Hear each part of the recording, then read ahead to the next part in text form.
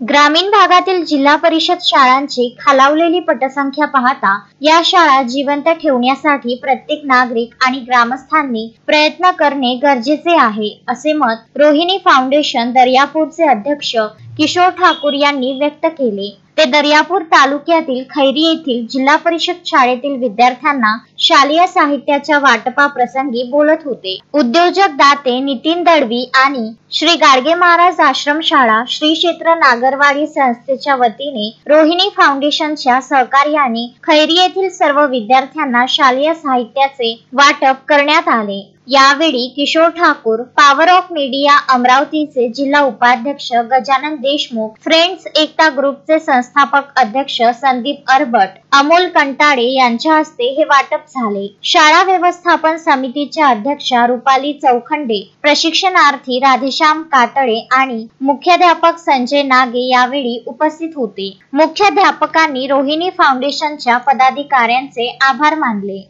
Gajanan Deshmukh, Vidarbha news, Daryapur.